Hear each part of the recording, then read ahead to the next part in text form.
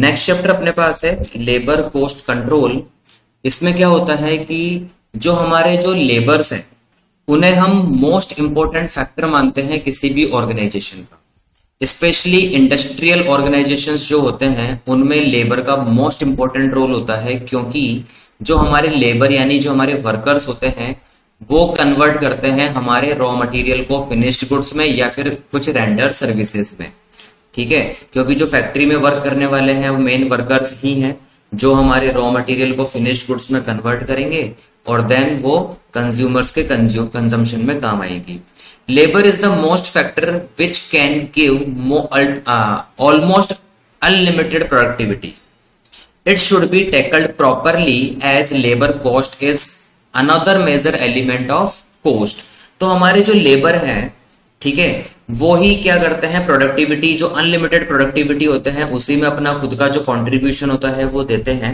तो हमें लेबर की जो कॉस्ट है यानी जो हम उनको वेजेस, सैलरी, बोनस, इंसेंटिव जो कुछ भी हम उनको पे करना चाहते हैं उन्हें हमें प्रॉपरली क्या करना चाहिए, ट्रीट करना चाहिए as a major element of cost. यानी कॉस्ट के जो भी एलिमेंट्स होते हैं, फॉर एग्जांपल वो चाहे रॉ मटेरियल हो, अदर ओवरहेड्स हो, फैक्ट्री के एक्सपेंडिचर्स होंगे, ऑफिशियल एक्सपेंडिचर्स होंगे, सेलिंग एंड डिस्ट्रीब्यूशन के एक्सपेंडिचर्स होंगे, तो उन्हीं की बेस पर हमें क्या करना होगा, जो लेबर कॉस्ट है उसे भी मोस्ट इंपॉर्टेंट लेवल की तरह ही हमें क्या करना होगा, उनको टैकल करना होगा।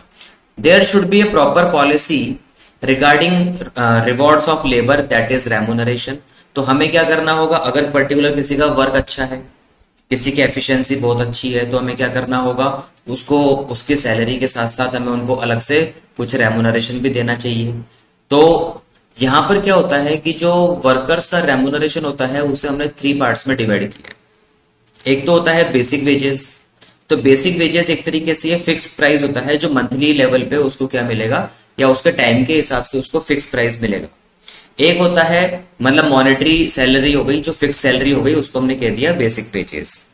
एक हो गया परक्यूजिट्स। परक्यूजिट्स को हम बोल सकते हैं कि ये नॉन मॉनेटरी बेनिफिट्स होते हैं। फॉर एग्जांपल ये फैसिलिटीज हो सकती है, यानी कि आप कंपनी ने आपको हाउस की फैसिलिटी दी है, सर्वेंट की फैसिलिटी दी है, कार की फैसिलिटीज दी है। तो अगर कोई पर्टिकुलर फैसिलिटी आपको गिवन है यानी नॉन मॉनेटरी कोई भी अगर आपको बेनिफिट आपको मिलता है तो उसको हम परक्यूजिट बोल के चलेंगे। इसी के साथ जो वर्किंग एफिशिएंसी के हिसाब से आपको कुछ एक्स्ट्रा वैल्यू मिलेगी उसे हम बोल देंगे इंसेंटिव या बोनस। तो यहां पर हमें क्या करना होता है, ये देखना होता है कि हम लेबर की कॉस्ट को कंट्रोल कैसे करें।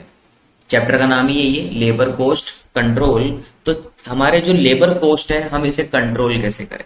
तो इसका मतलब बिल्कुल ये नहीं होता कि हम हमारी लेबर जो वर्कर्स है उनको कम सैलरी दें, ऐसा नहीं होता। हम उनकी एफिशिएंसी के हिसाब से उनको सैलरी दें, ठीक है। और क्या कारण होते हैं जिनसे लेबर कॉस्ट का वैल्यूएशन करना पड़ता है। तो जो हमारा पहला कारण है और जो सबसे बड़ा कारण है वो है लेबर टर्नओवर, ठीक है। लेबर टर्नओवर की वजह से ही लेबर की कॉस्ट इंक्रीज होती है, ना कि किसी वर्कर को ज्यादा सैलरी देने से या फिर उसको इंसेंटिव या बोनस देने से लेबर कॉस्ट इंक्रीज नहीं होती। जबकि लेबर कॉस्ट इंक्रीज होती है, सबसे बड़ा जो इश्यू है वो है लेबर टर्नओवर। ये होता क्या है, in all business organisations it is a common feature that some workers leave the employment and new workers join in place of those leaving. हर एक ऑर्गेनाइजेशन में एक कॉमन प्रॉब्लम ये देखी जाती है कि कुछ वर्कर्स जो होते हैं वो हर साल या एक पर्टिकुलर टाइम पीरियड में क्या होता है, वो जॉब छोड़ के चले जाते हैं, अपनी जॉब को लीव कर देते हैं।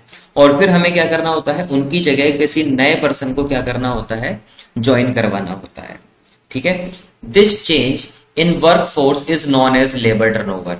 तो यही जो प्रोसेस चलता है, एक वर्कर पुराना वर्कर है वो छोड़ के चला गया, उसकी जगह नए वर्कर को हमने अपॉइंट किया, तो इस प्रोसेस को हमने क्या कह दिया, लेबर टर्नओवर कह दिया, ठीक है। Thus it can be defined as the rate of change in the composition of labor force in the organization। तो हम क्या करते हैं, सबसे पहले हम कैलकुलेट करते हैं कि लेबर टर्नओवर है कितना। अब हर एक कंपनी ये चाहती है कि जो हमारा जो लेबर टर्नओवर है वो क्या हो, कम से कम हो, क्योंकि जितने ज्यादा वर्कर अगर छोड़ के जाएंगे उतने ही ज्यादा वर्कर्स को हमें क्या करना होगा, रीअपॉइंट करवाना होगा। अब क्या होता है, जो पुराना वर्कर होता है वो एक्सपीरियंस होल्डर होता है, उसको हम ऑलरेडी ट्रेंड कर चुके हैं, यानी कि ट्रेनिंग पे और उसके जो रिक्रूटमेंट है उसमें हम सारा एक्सपेंडिचर कर चुके हैं। अब अगर वो जॉब छोड़ के चला जाता है और उसकी जगह कोई नया वर्कर आता है तो हमें वापस से वही सारा प्रोसेस नए वर्कर के लिए करना होगा, यानी उसके सिलेक्शन के लिए, उसके रिक्रूटमेंट के लिए, उसके इंटरव्यू के लिए और उसके ट्रेनिंग के लिए, हर चीज के लिए हमें क्या करना पड़ेगा, टाइम भी देना होगा और मनी भी एक्सपेंडिचर करना होगा। तो ये मेन इशू है लेबर की कॉस्ट इंक्रीज होने का। ठीक है, तो सबसे पहले आज जो हम पढ़ेंगे इस चैप्टर में वो ये देखेंगे कि लेबर टर्नओवर कैलकुलेट कैसे करते हैं। फिर नेक्स्ट चैप्टर आएगा अपना, उसमें हम इसमें रेमेडियल पढ़ेंगे कि किस तरीके से लेबर टर्नओवर को कम से कम किया जा सकता है। तो सबसे पहले हमारे पास कुछ मेथड्स हैं, उन मेथड के हिसाब से हम क्या करते हैं, लेबर टर्नओवर को कैलकुलेट करते हैं। सबसे पहला जो मेथड हमारे पास है दैट इज सेपरेट मेथड। अब ये होता क्या है, this method takes into account only those workers who left during a particular period. यानी ये मेथड केवल उनके लिए है, उन वर्कर्स के लिए है जो एक पर्टिकुलर टाइम पीरियड में जॉब छोड़ के चले जाते हैं, केवल उनके लिए सेपरेट हो जाते हैं। ठीक है, तो फॉर्मूला क्या कहता है, जो रेट होगी यानी कि लेबर टर्नओवर रेट जो होगी उसका फॉर्मूला हो जाएगा number of workers left during a period. एक पर्टिकुलर पीरियड में, चाहे वो 6 मंथ का पीरियड है या 1 ईयर का पीरियड है, तो एक 1 ईयर के पीरियड में कितने वर्कर ऐसे हैं जो छोड़ के चले गए, वो अपना न्यूमरेटर हो जाएगा। डिनोमिनेटर में हम रखेंगे average number of workers during that period, उसी पीरियड के average number of workers into 100। अब एवरेज नंबर ऑफ वर्कर्स कैसे निकालेंगे हम, एवरेज नंबर ऑफ वर्कर निकालने के लिए number of workers at the beginning of the year, जैसे मान लीजिए कि हमारा ईयर शुरू होता है 1 अप्रैल को, तो 1 अप्रैल को हमारे पास नंबर ऑफ वर्कर कितने हैं, plus number of workers at the end of the year. जैसे हमारा ईयर खत्म होता है 31 मार्च को, तो 31 मार्च को हमारे पास कितने वर्कर हैं, तो ओपनिंग जो वर्कर्स होंगे, नंबर ऑफ वर्कर्स होंगे, और जो क्लोजिंग नंबर ऑफ वर्कर्स होंगे, आप उन दोनों को ऐड करके डिवाइड बाय 2 करेंगे तो एवरेज नंबर ऑफ वर्कर्स हमारे पास आ जाएगा। तो ये एक परसेंटेज हमें शो होगा कि सेपरेटेड मेथड के अकॉर्डिंग लेबर टर्नओवर रेट कितना है। फॉर एग्जांपल एक क्वेश्चन हमारे पास है, in a manufacturing concern there were 1500 employees in the beginning of the year while there were 2250 employees at the end of the year.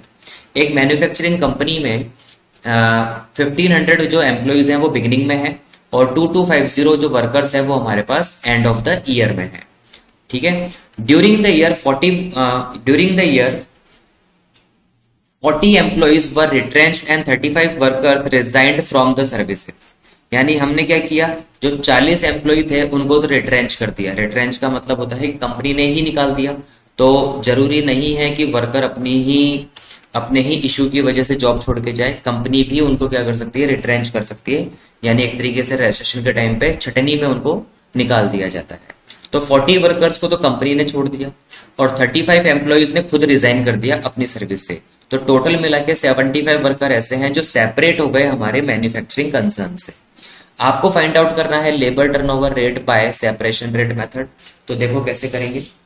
तो solution की जब बात करेंगे तो सॉल्यूशन में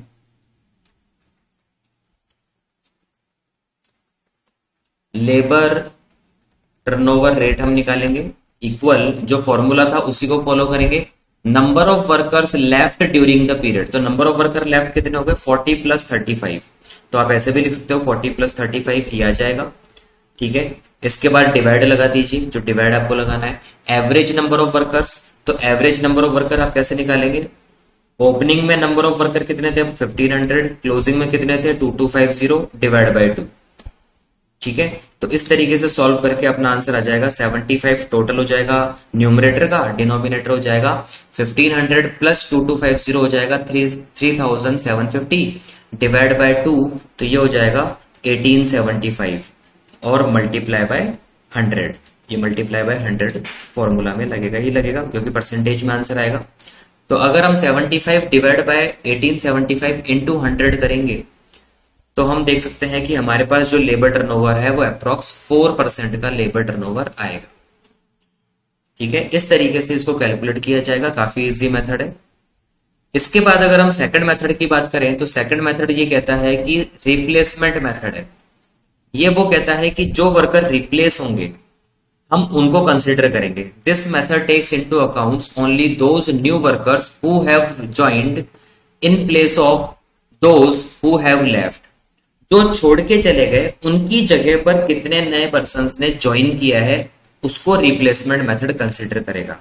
अच्छा, अब ऐसा हो सकता है कि अगर 10 वर्कर छोड़ के जाएंगे तो 10 वर्कर नए ज्वाइन हो सकते हैं, उन 10 की जगह पर 8 वर्कर भी ज्वाइन हो सकते हैं, और उन 10 की जगह पर 12 वर्कर भी ज्वाइन हो सकते हैं। तो कम, ज्यादा या इक्वल कुछ भी हो सकता है।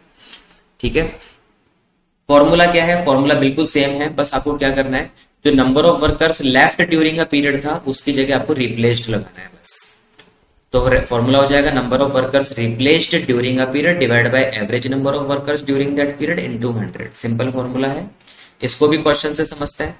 तो सबसे पहले क्वेश्चन आपके पास है, in a manufacturing concern there were 500 employees in the beginning of the year while there were 700 employees at the end of the year.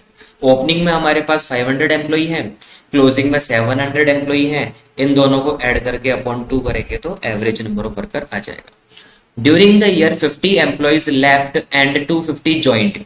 देखिए पूरे एक साल में 50 जो एम्प्लॉइज है वो छोड़ के चले गए और 250 ने ज्वाइन किया है, लेकिन इसका मतलब ये नहीं है कि 50 की जगह 250 ने ज्वाइन किया है। Out of which 40 join to replace old employees. 250 में से केवल 40 वर्कर ऐसे हैं जिन्होंने ओल्ड वर्कर की जगह ज्वाइन किया है। Rest of employees joined in expansion programme. तो बाकी के जो 210 बचेंगे, 250 में से 40 तो क्या है, ओल्ड वालों का वर्क रिज्वाइन कर रहे हैं, तो रिमेनिंग जो 210 है वो एक्सपेंशन प्रोग्राम को रिज्वाइन करेंगे, यानी उनके लिए अलग से ज्वाइन करेंगे, यानी उनको अलग से कोई ऑफिस दिया जाएगा या अलग से पोस्ट दी जाएगी। ठीक है, उनसे इस क्वेश्चन में कोई कंसिडर हमें नहीं करना है। तो लेबर टर्नओवर रेट जब हम निकालेंगे, तो लेबर टर्नओवर रेट निकालने के लिए क्या करेंगे, सबसे पहले ऊपर रखेंगे नंबर ऑफ वर्कर्स रिप्लेस्ड। तो नंबर ऑफ वर्कर रिप्लेस्ड तो 40 दिए हुए हैं कि 50 छोड़ के चले गए थे, 250 ने ज्वाइन किया, उसमें से 40 वर्कर ऐसे हैं जिन्होंने ओल्ड को रीज्वाइन किया है। ठीक है, डिवाइड में हम क्या करेंगे, एवरेज। तो एवरेज के लिए क्या करेंगे, opening number of worker plus closing number of worker divide by 2। ठीक है, और इनटू, और ओवरऑल का क्या कर देंगे हम, इनटू 100 कर देंगे। तो 40 तो आ ही जाएगा। डिवाइड में हमें करना है 500 और 700 1200, 12 डिवाइड बाय 2 करोगे तो 600 का आ जाएगा, और मल्टीप्लाई बाय 100 हो जाएगा। तो ये अपना फॉर्मूला या परसेंटेज आ जाएगा 6.67%। ठीक है, तो इस क्वेश्चन के हिसाब से जो लेबर टर्नओवर रेट होगी वो 6.67% रहेगी। तीसरा और आखिरी जो मेथड होता है कैलकुलेट करने का, दैट इज फ्लक्स मेथड। अब फ्लक्स मेथड क्या करता है कि ये बोलता है कि सेपरेशन को और रिप्लेसमेंट को दोनों को कंबाइन करके आप कंपोजिशन निकालो।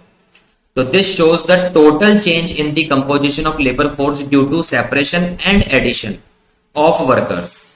यानी जो छोड़ के चले गए उनको भी कंसिडर करो, और जो उनकी जगह नए एडिशन होंगे उनको भी क्या करो, कंसिडर करके चलो।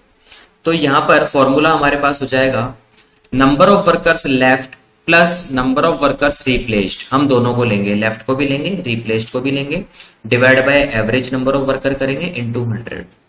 तो देखो लास्ट एक इसमें क्वेश्चन है अपने पास, लेबर टर्नओवर रेट जब हम निकालेंगे तो इसमें हम लेंगे सबसे पहले नंबर ऑफ वर्कर लेफ्ट। तो क्वेश्चन देखते हैं, in a manufacturing concern there were 500 employ in the beginning of the year while there 600 employees at the end of the year. 500 opening में है, 600 क्लोजिंग में है, 500 प्लस 600 करेंगे 1100 हो जाएगा, डिवाइड बाय 2 करेंगे तो 550 हमारा एवरेज आ जाएगा। During the year 25 employees left, तो चलो 25 नंबर ऑफ एम्प्लॉइज लेफ्ट ले लिया हमने, plus 30 joint for their work, उनकी जगह पर 30 ने ज्वाइन किया तो ये रिप्लेस्ड हो गए, divide by average number of worker 550 हम निकाल चुके हैं इनटू 100। ये सिंपल सा फॉर्मूला हमारा हो जाएगा। ठीक है, एक मैन्युफैक्चरिंग कंसर्न है, 500 एम्प्लॉय हमारे बिगिनिंग में है, 600 एम्प्लॉयज हमारे क्लोजिंग में है, तो 5 और 6 1100 हो जाएगा, 1100 का हाफ 550 हो जाएगा। 25 एम्प्लॉयज हमारे लेफ्ट हो गए, 35 एम्प्लॉयज ने उनका वर्क ज्वाइन किया, रेस्ट एम्प्लॉय जो ज्वाइन हुए हैं वो एक्सपेंशन प्रोग्राम के लिए हैं, हमें उनको कंसिडर नहीं करना है। Find labour turnover rate by flux rate method, तो ये हो जाएगा अपना 25 plus 30 55 divide by 550 multiply by 100, तो 10% हो गया सीधा। तो 10% का रेट अपना आ गया। तो ये तीनों मेथड से किस तरीके से आप निकालेंगे, बहुत छोटे क्वेश्चन है, इजी क्वेश्चन से निकल जाएंगे। लेकिन एक जो लॉजिकल क्वेश्चन एग्जाम में ज्यादातर पूछा जाता है वो है ये वाला।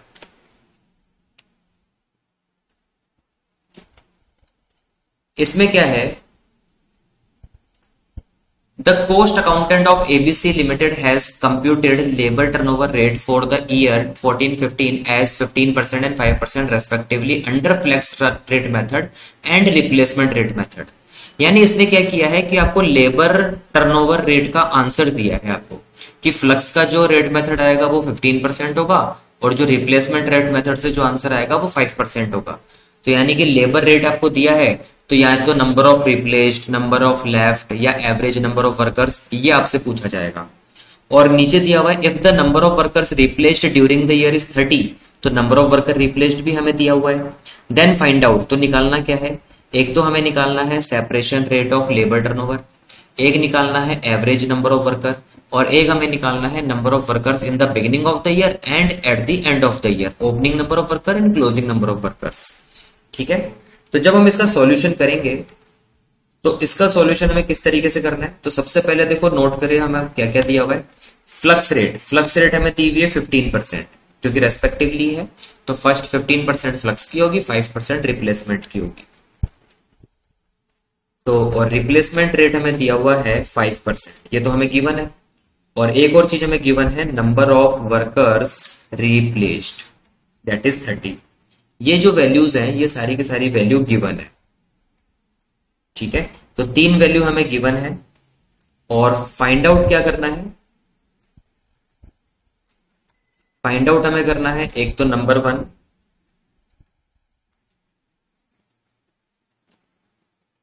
Separation rate. तो सेपरेशन रेट हम कैसे निकालेंगे, देखो फ्लक्स रेट में हमने क्या किया था, फ्लक्स रेट में हमने रिप्लेसमेंट को और सेपरेशन को दोनों को ऐड किया था। तो जब भी हम सेपरेशन रेट हम निकालेंगे तो पहले हम फ्लक्स का फॉर्मूला लगा लेते हैं। तो फ्लक्स रेट का फॉर्मूला ये भी होता है कि जो सेपरेशन रेट है प्लस और जो रिप्लेसमेंट रेट है उनको जोड़ के हम क्या करते हैं, फ्लक्स रेट निकाल सकते हैं। क्योंकि सेपरेशन में ओनली लेफ्ट लेते हैं, रिप्लेसमेंट में ओनली रिप्लेस्ड लेते हैं, जबकि फ्लक्स में दोनों लेते हैं। तो फ्लक्स रेट हमें गिवन है 15%, सेपरेशन रेट हमें पता नहीं है, ये हमें कैलकुलेट करना है, और रिप्लेसमेंट रेट हमें 5% क्वेश्चन में गिवन है। तो इसके अकॉर्डिंग हम अगर देखेंगे तो सेपरेशन रेट हमारा आ जाएगा 15%, और ये प्लस का जो अगर इक्वल के उस तरफ जाएगा तो माइनस हो जाएगा 5%, तो टोटल 10% हमारा सेपरेशन रेट आ गया। तो फर्स्ट आंसर तो हमारा निकल गया यहाँ पे सेपरेशन रेट का। सेकंड आंसर है एवरेज नंबर ऑफ वर्कर। तो जब एवरेज नंबर ऑफ वर्कर्स हमें निकालना है, तो एवरेज नंबर ऑफ वर्कर्स निकालने के लिए आप क्या करेंगे, आपके पास नंबर ऑफ वर्कर्स रिप्लेस्ड दिया हुआ है, तो आप लेबर टर्नओवर रेट का फॉर्मूला लगाइए बाय रिप्लेसमेंट। तो फॉर्मूला क्या था इसका, एक बार ऊपर से इसका फॉर्मूला ले लेते हैं अपन।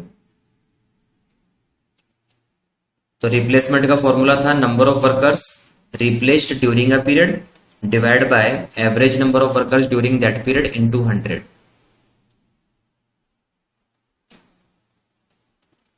तो ये फॉर्मूला हमने यहां पे ले लिया। अब इसके अकॉर्डिंग आपको वैल्यू पुट करनी है। तो रिप्लेसमेंट का जो आंसर है वो हमें गिवन है 5%। ठीक है, और उसके बाद नंबर ऑफ वर्कर्स रिप्लेस्ड पता है हमें 30, डिवाइड में हमें एवरेज नंबर ऑफ वर्कर नहीं पता, तो एवरेज नंबर ऑफ वर्कर्स ये हमारे मिसिंग है, इनटू 100 हमें गिवन है।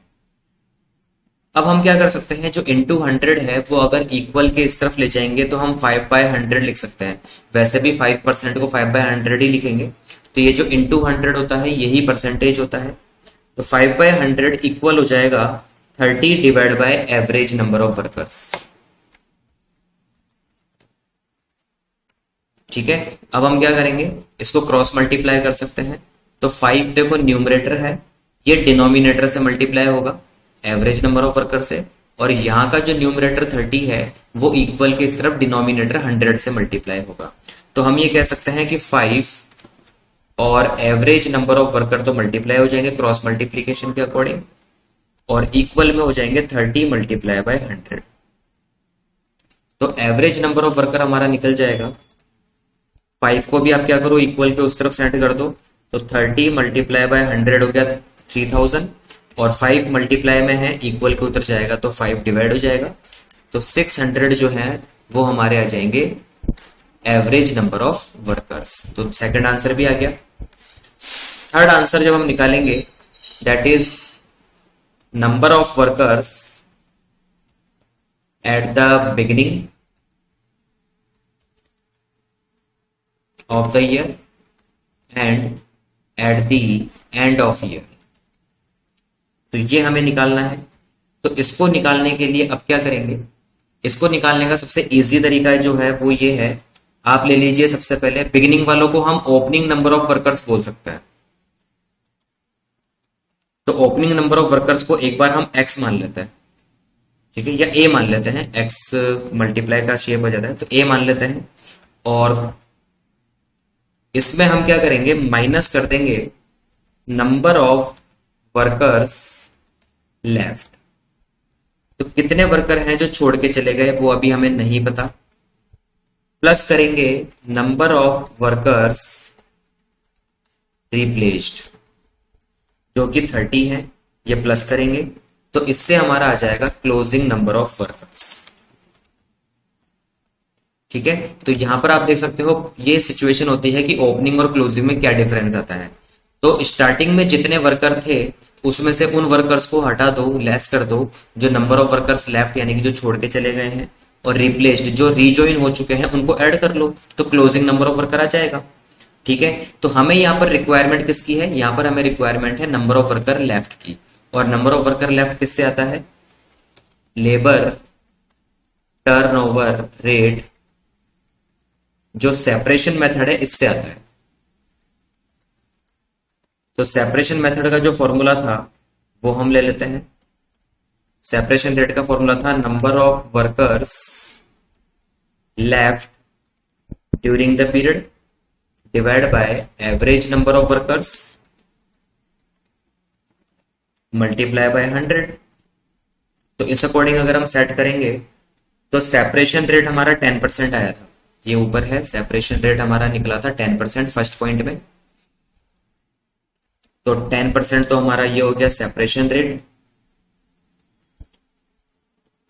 इक्वल में नंबर ऑफ वर्कर लेफ्ट हमें नहीं पता, divide by average number of worker 600 हम सेकंड पॉइंट में निकाल चुके हैं। तो ये काफी इजीली हम क्या कर सकते हैं, इनटू 100, काफी इजीली हम क्या कर सकते हैं, इजीली हम नंबर ऑफ वर्कर्स लेफ्ट निकाल सकते हैं। वही क्रॉस मल्टीप्लाई करेंगे। तो पहले तो हम क्या करेंगे, ये जो इनटू 100 है वो डिवाइड बाय 100 हो जाएगा 10 के साथ, और जो 600 डिवाइडेड है वो 10 से मल्टीप्लाई हो जाएगा, क्योंकि जो 10 आएगा वो अपना न्यूमरेटर होगा और जो 600 है वो हमारा डिनोमिनेटर है। तो क्रॉस मल्टीप्लाई में हम क्या करेंगे, 10 को मल्टीप्लाई कर देंगे 600 से, डिवाइड कर देंगे 100 से, तो 60 नंबर ऑफ वर्कर्स हमारे लेफ्ट आ जाएंगे। तो यहां पर अगर मैंने रखा नंबर ऑफ वर्कर्स लेफ्ट हमारे 60 हैं, ओपनिंग नंबर ऑफ वर्कर ए है, लेफ्ट हमारे 60 वो हम माइनस कर देंगे, 30 हम प्लस कर देंगे रिप्लेस्ड। तो आप देख सकते हो यहाँ पर क्लोजिंग नंबर ऑफ वर्कर आ जाएगा ए माइनस 60 प्लस 30, यानी ये हो जाएगा ए माइनस 30, क्योंकि माइनस 60 बड़ा है प्लस 30 छोटा है, तो ए माइनस 30 हमारा हो जाएगा क्लोजिंग नंबर ऑफ वर्कर्स। अब इनकी वैल्यू निकालने के लिए क्या करेंगे हम, इनकी वैल्यू निकालने के लिए एवरेज नंबर ऑफ वर्कर्स का फॉर्मूला लगाओ। जो एवरेज नंबर ऑफ वर्कर्स का फॉर्मूला क्या था, number of workers at the beginning plus number of workers at the and divide by 2। तो एवरेज नंबर ऑफ वर्कर हमें गिवन है 600, ओपनिंग को हमने माना था ए जो बिगिनिंग वाले हैं, प्लस क्लोजिंग को हमने माना था ए माइनस 30, हमारा निकल कर आया है ए माइनस 30, और डिवाइड बाय 2। अब इस पूरी इक्वेशन को सोल्व आउट करना है। तो ये इक्वेशन को अगर अपन क्या करेंगे, 600 जो है वो डिवाइड बाय 2 से मल्टीप्लाई हो जाएगा, 1200 हो जाएगा, और इक्वल में आ जाएगा a प्लस a माइनस 30। तो इसको ऐसे भी लिख सकते हैं 1200 इक्वल्स टू 2a माइनस 30। तो 2a इक्वल्स टू हो जाएगा 1200 प्लस 30, क्योंकि माइनस इक्वल के उस तरफ जाएगा तो प्लस हो जाएगा। तो 2a इक्वल्स टू हो गया 1230। तो a की वैल्यू आ जाएगी 1230 डिवाइड बाय 2। तो a आ गया हमारा 615। तो a की जगह आप रख दीजिए 615। तो a की जगह अगर हम 615 रखते हैं तो इसमें से 60 हमारा लेस हो जाएगा और 30 हमारा प्लस हो जाएगा। तो आंसर अपने पास आ जाएगा, ऐसे भी कर सकते हैं 615 माइनस 30, तो यानी कि 585। तो हम ये लिख सकते हैं कि जो ओपनिंग नंबर ऑफ वर्कर्स हैं ये तो आ गए हमारे number of workers at the beginning,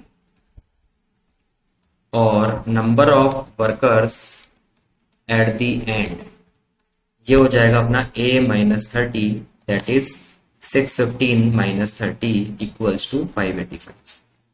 तो इस तरीके से हम क्या कर सकते हैं, सारे आंसर कैलकुलेट कर सकते हैं।